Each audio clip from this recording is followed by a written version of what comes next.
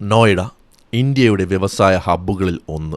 കൂറ്റൻ കെട്ടിടങ്ങളും ആധുനിക ഫാക്ടറികളും നിറഞ്ഞ ഈ നഗരത്തിൻ്റെ പിന്നാമ്പുറങ്ങളിൽ നിന്ന് ഇന്ന് കേൾക്കുന്നത് വിശക്കുന്ന വയറുകളുടെ ഗർജനമാണ്. ഞങ്ങൾക്ക് ജീവിക്കാനുള്ള ശമ്പളം വേണം എന്നാവശ്യപ്പെട്ട് ആയിരക്കണക്കിന് തൊഴിലാളികളാണ് തെരുവിലിറങ്ങിയിരിക്കുന്നത്. കേവലം ഒരു സമരമല്ലിത്, മറിച്ച് അന്തസ്സോടെ ജീവിക്കാനുള്ള ഒരു ജനതയുടെ അതിജീവന പോരാട്ടമാണ്. ഉത്തർപ്രദേശിലെ അമ്രോഹയിൽ നിന്ന് മെച്ചപ്പെട്ട ജീവിതം തേടിയാണ് പലരും നോയിഡയിലെത്തിയത്. കഴിഞ്ഞ കുറേ വർഷങ്ങളായി ഫാക്ടറികളിൽ ശുചീകരണ തൊഴിലാളികളായി കഴിയുന്നവർ നിരവധിയാണ്. 11,000 രൂപയാണ് ശമ്പളം എന്ന് പറയുമെങ്കിലും കയ്യിൽ കിട്ടുന്നത് 9,500 രൂപ മാത്രമാണ്. 11,000 രൂപ കൊണ്ട് ഈ കാലത്ത് എന്ത് നടക്കും? പലരുടെയും കുടുംബങ്ങൾ വലുതാണ്. 7 മക്കളും ഭർത്താവും അടങ്ങുന്ന ഒരു കുടുംബത്തിന് ജീവിക്കാൻ ഇത് കഴിയുമോ? അസുഖം വന്നാൽ പോലും അവധിയെടുക്കാൻ കഴിയില്ല. ആർത്തവ സമയത്ത് പോലും വിശ്രമമില്ലാതെ ജോലി ചെയ്യണം. ഒരു ദിവസം ജോലിക്ക് പോയില്ലെങ്കിൽ അന്നത്തെ ശമ്പളം കട്ട് ചെയ്യും. പിന്നെ ഒരു മാസം അവർ എങ്ങനെയാണ് തള്ളി നീക്കുക?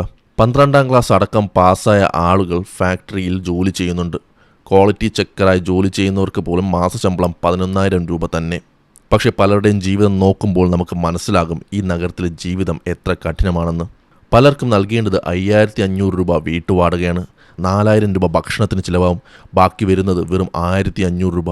ഈ തുക വേണം നാട്ടിലെ വീട്ടിലേക്ക് അയക്കാൻ. ഓവർ ടൈം ചെയ്തില്ലെങ്കിൽ ഇവിടെ ജീവിക്കാനോ വീട്ടുകാർക്ക് പണം അയക്കാനോ കഴിയില്ല.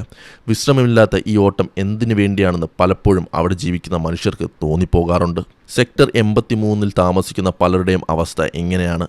പലർക്കും സ്കൂൾ ഫീസ് പോലും അടയ്ക്കാൻ കഴിയുന്നില്ല. കുട്ടികളുടെ പഠനങ്ങൾ പോലും മുടങ്ങുന്നുണ്ട്. മക്കളുടെ സ്കൂൾ ഫീസിനായി 12,000 രൂപ വേണമെന്ന് പലരും പറയുന്നു.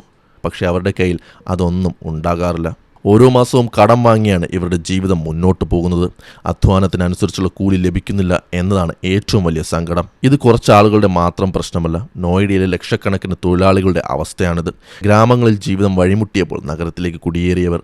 എന്നാൽ ഇവിടെ അവർ ചൂഷണത്തിനിരയാകുന്നു. മിനിമം വേതനം പോലും പലയിടത്തും നടപ്പിലാക്കുന്നില്ല. വിലക്കയറ്റം കുതിച്ചുയരുമ്പോഴും തൊഴിലാളികളുടെ വരുമാനം മാറ്റമില്ലാതെ തുടരുന്നു.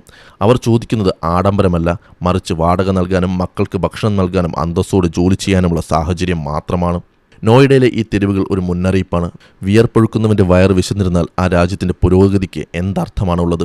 ഈ തൊഴിലാളികളുടെ ശബ്ദം അധികാരികൾ കേൾക്കുമോ? അവർക്ക് അർഹമായ വേതനം ലഭിക്കുമോ? നോയിഡയിലെ ഫാക്ടറികൾക്കുള്ളിൽ നിന്ന് ഉയരുന്ന ഈ നിലവിളികൾക്ക് മറുപടി നൽകേണ്ടത് ഭരണകൂടത്തിൻ്റെയും സമൂഹത്തിൻ്റെയും കടമയാണ്. കാരണം ഓരോ ഫാക്ടറിയും ഓരോ നഗരവും കെട്ടിപ്പടുത്തിരിക്കുന്നത് ഇവരുടെ ചോരയും നീരും കൊണ്ടാണ്.